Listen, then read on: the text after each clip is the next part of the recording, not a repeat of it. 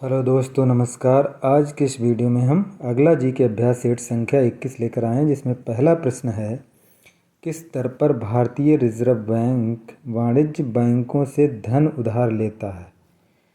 किस दर पर भारतीय रिजर्व बैंक जो आरबीआई है वाणिज्य बैंकों से धन उधार लेता है, उसको हम कहते हैं रिवर्स रेपो दर। अगर बैंक जो हैं हमारे वाणिज्यिक बैंक हैं, अगर उनके पास ज़्यादा धन है तो वो वापस अपना धन रखने के लिए रिजर्व बैंक के पास रख सकते हैं। उसके बदले में रिजर्व बैंक जो है उन्हें जो ब्याज देता है, तो जिस दर पे वो ब्याज देता है रिजर्व बैंक वाणिज्यिक बैंक को, उसे रिवर्स रेपो दर कहते हैं। और जो रिजर्व बैंक जो धन देता है वाणिज्यिक बैंकों को जिस दर पर, उसे कहते हैं हम रेपो दर। तो जो इसका विकल्प तीसरा हो जाएगा रिवर्स रेपो दर। ये अल्पकालिक अवधि के लिए रिजर्व बैंक द्वारा वाणिज्यिक बैंकों को जिस ब्याज दर पर नकदी या उधार प्राप्त की जाती है उसे रिवर्स रेपो दर कहते हैं। वर्तमान में रिवर्स रेपो दर जो है 3.35% है।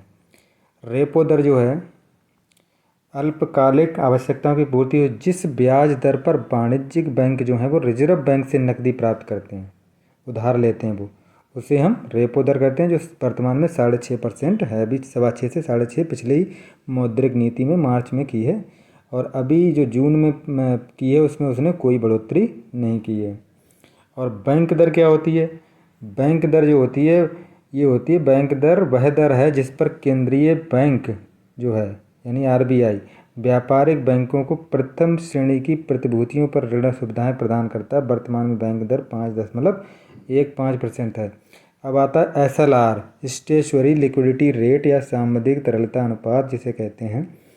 ये क्या होता है कि किसी भी वाणिज्यिक बैंक में कुल जमा राशि का, यानी वाणिज्यिक बैंक जो है कमर्शियल बैंक हमारे जो हैं उनके पास कुछ जितनी भी उनके पास जमा राशि उसका कुछ प्रतिशत या कुछ हिस्सा जो नकद या स्वर्ण या विदेशी मुद्रा के रूप में उसे अपने पास अनिवार्य रूप से रखना होता है। ऐसा नहीं कि जितना आरबीआई ने रुपया दिया सब बांट दे, लोन दे दे सब बैंक, ऐसा नहीं हो सकता। उससे उसका कुछ रेशियो मतलब कुछ परसेंटेज जो है जितना उसने दिया है आरबीआई ने वाणिज्यिक बैंकों को, तो ऐसा नहीं वो सब बांट देगा, लेकिन उसके लिए उसका कुछ परसेंट बचा के रखना पड़ता है, अपने पास कैश के रूप में रिजर्व रखना पड़ता है। तो इसी को हम बोलते हैं एसएलआर। बैंकों को वित्तीय संकट का सामना करने के लिए इसकी व्यवस्था की गई है। वर्तमान में 18% है, यानी जितना भी वो मतलब उसने लोन बांटा बैंक ने, तो उसका 18% उसके पास कैश या स्वर्ण या विदेशी मुद्रा के रूप में होना चाहिए। भारत का उपराष्ट्रपति बनने के लिए न्यूनतम आयु कितनी होनी चाहिए? 35 है। विकल्प संख्या हो जाएगा 2। जो हमारा संविधान जो उपराष्ट्रपति देश का सर्वोच्च दूसरे नंबर का पद है, अनुच्छेद 66(3) में जो है उपराष्ट्रपति के चुनाव हेतु योग्यताएं वर्णित हैं, जिसमें पहला है वह भारत का नागरिक हो, उसकी आयु 35 वर्ष हो और वो राज्यसभा के सदस्य बनने योग्य हो, और इसके अलावा वह केंद्र अथवा राज्य सरकार अथवा किसी स्थानीय प्राधिकरण या अन्य किसी सार्वजनिक प्राधिकारी के अंतर्गत किसी लाभ के पद पर ना हो। ध्यातव्य है कि वर्तमान राष्ट्रपति, उपराष्ट्रपति और किसी राज्य का राज्यपाल, संघ अथवा राज्य का मंत्री ये लाभ के पद नहीं माने जाते, अतः वह उपराष्ट्रपति की उम्मीदवारी योग्य है। यानी इनमें कोई लाभ का पद नहीं, हास्यास्पद है ये। यानी नौकरी जो सर्विस कर रहा है, चाहे वो 20,000 रुपये सैलरी ले रहा है तो वो लाभ का पद है, और मंत्री, राष्ट्रपति, उपराष्ट्रपति या चाहे केंद्र का मंत्री या राज्यपाल ये लाभ का पद नहीं माने जाते हैं। ये भी अच्छी व्यवस्था है। प्रश्न संख्या 3 है, निम्नलिखित में से कौन सा न्यायिक आदेश उच्च न्यायालय द्वारा किसी व्यक्ति की किसी सार्वजनिक कार्यालय पर अधिकार रोकने के लिए जारी करता है? उच्चतम न्यायालय, उच्च न्यायालय दोनों करते हैं इसको जारी, तो इसको बोलते हैं अधिकार परीक्षा। उच्चतम न्यायालय अनुच्छेद 32 के तहत जो संवैधानिक उपचारों का अधिकार दे रखा है, और उच्च न्यायालय जो अनुच्छेद 226 के तहत ये रिट जारी करते हैं। ये रिटें 5 प्रकार की होती हैं।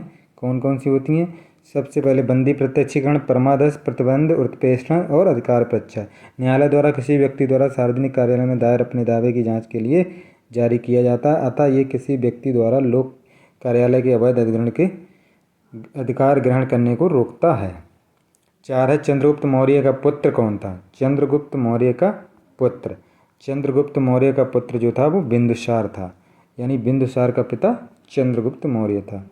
इसमें देख लेते हैं, बिंदुसार है। बिंदुसार का पिता कौन था? भट्टिय था और ये हर्यक वंश का शासक था 1544 से 412 BC। बिंदुसार जो था उसका पिता चंद्रगुप्त मौर्य था जो मौर्य वंश से था 323 से 184 BC के बीच चला। अशोक जो था, अशोक का पिता जो था वो बिंदुसार था और ये भी मौर्य वंश का था। चंद्रगुप्त द्वितीय के पिता जो थे समुद्रगुप्त थे और इनका वंश जो था गुप्त वंश, जो 320 से 550, सॉरी ये AD होगा, 320 से 550 AD, BC नहीं होगा इसमें। और यूनानी लेखों में बिंदुसार को अभित्रोकोरोज और वायुपुराण में भद्रसार या वारीसार और जैन ग्रंथों में से सिंहसेन नाम दिया गया है। भारत में तुगलक वंश के बाद कौन सा वंश शासन में आता है? तुगलक वंश के बाद सैयद वंश आता है। यहाँ देख लेते हैं क्रम जो है। सबसे पहले गुलाम वंश 1206 से 1290 जिसका कुतुबुद्दीन ऐबक था संस्थापक। खिलजी वंश 1290 से 1320 ईस्वी जिसका जलालुद्दीन खिलजी था स्थापक।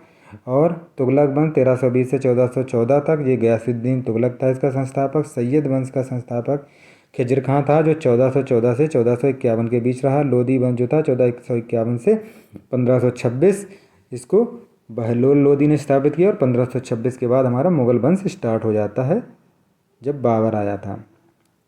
किस ग्रह को बौना ग्रह कहा जाता है? प्लूटो को बौना ग्रह कहा जाता है। ये पहले ग्रहों की श्रेणी में ही आता था। पूर्व में प्लूटो भी सौर मंडल का ग्रह था, किंतु चेक गणराज्य के प्राग शहर में अंतर्राष्ट्रीय खगोलीय संघ ने 24 अगस्त 2006 को प्लूटो को ग्रहों की श्रेणी से निकाल दिया। उसका कारण था क्योंकि ग्रह की ये नियम है कि वो किसी की कक्षा को ना काटे, लेकिन ये यूरेनस की कक्षा को काट रहा था, अतः इस बौने ग्रह की श्रेणी में डाल दिया गया इसको और इस श्रेणी का नाम प्लूटोन्स रख दिया गया। अन्य ज्ञात बौने ग्रह जो हैं एरिस, मैकमैक, सेरेस, हामी आदि हैं। बलुआ पत्थर किस प्रकार की चट्टान है? बलुआ पत्थर जो है वो अवसादी चट्टान है। अवसादी बलुआ पत्थर। अवसादी चट्टान का हम उदाहरण अगर देखें तो इसमें चूना पत्थर, डोलोमाइट, बेंगलोराइट और बलुआ पत्थर। अग्नि में ग्रेनाइट, बेसाल्ट, गैब्रो, पेगमेटाइट, गैब्रो, पिचस्टोन हो गए। रूपांतरित में हमारा क्वार्टजाइट, सिलेट और संगमरमर। गेहूँ है ये। गेहूँ क्या है? गेहूँ एक शाक है यानी हर्बेशियस है, तो 2 हो जाएगा विकल्प। गेहूँ शाक के अंतर्गत आता है और ये ग्रेमनी या पोएसी कुल का पौधा है।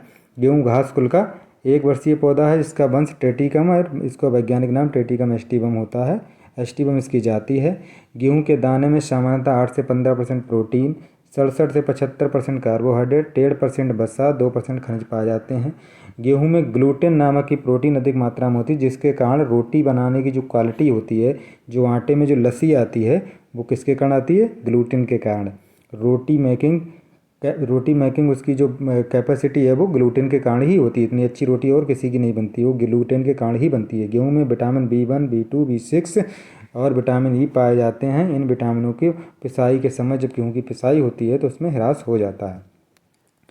9 है सांप, कछुआ, छिपकली, मगरमच्छ जंतुओं की श्रेणी में रखते हैं। ये सरीसृप हैं। सरीसृप रेप्टाइल्स। सरीसृप वर्ग के सभी जंतुओं जमीन अथवा दीवार अथवा पेड़ पर रेंग कर चलते हैं, इन्हें रेप्टाइल कहते हैं। इनमें विभिन्न प्रकार के जंतु जैसे छिपकली, कछुआ, सांप, मगरमच्छ आदि आते हैं। इन वर्ग के जंतुओं के शरीर का ताप वातावरण के ताप के अनुसार घटता बढ़ता रहता है, अर्थात इन्हें असमतापी या विषमतापी कहते हैं। इनकी त्वचा सूखी, खुरदरी, हार्नी सल्कों से ढकी रहती है। इसमें मादा अंडे देती है। जो रेप्टाइल्स होते हैं उनकी मादा जो है बच्चे नहीं देती, वो अंडे देती है। अगला प्रश्न संख्या 10 जो है हमारा लास्ट है। मृदा में जल तनाव मापने के लिए प्रयोग किया जाने वाला यंत्र का नाम टेंसियोमीटर या तनाव मापी होता है। विकल्प संख्या हो जाएगा 4। इसमें है टेंसियोमीटर जो है वो मृदा जल तनाव में मापता है। पायरोमीटर जो है सुदूर स्थित कोई पिंड है युक्त पिंड जो हो जाएगा यहाँ पे, जैसे सूर्य और तारे हैं, इनका तापमान नापने के लिए इसका यूज किया जाता है। फोटोमीटर जो है विभिन्न प्रकाश स्रोतों की तीव्रता की तुलना करने वाला उपकरण है। और शुष्क आर्द्रता मापी जो है वातावरण की आर्द्रता मापने का उपकरण है।